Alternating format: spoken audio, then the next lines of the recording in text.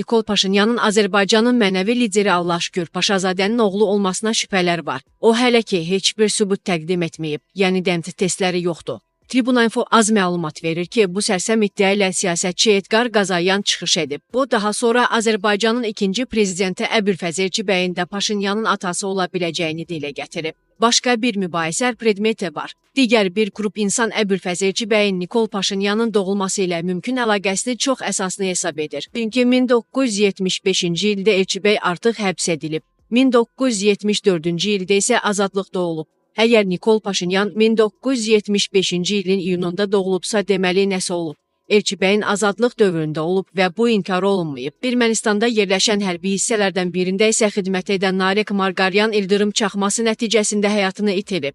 Konkret, az məlumat verir ki, bu haqda xəbəri Ermənistan Müdafiə Nazirliyinin mətbuat xidməti yayıb. Qeyd edilib ki, faciəvi hadisə 6 iyun tarixində təxminən saat 13:00 radələrində baş verib. Qeyd edək ki, Ermənistanla Bakı vaxtı eynidir. İldırımın vurması nəticəsində əskərin həyatını itirdiyi hadisə ilə bağlı araşdırma başladılıb. Hadisənin dəqiq baş vermə səbəbləri və şəraiti hələlik müəyyənləşdirilməyib.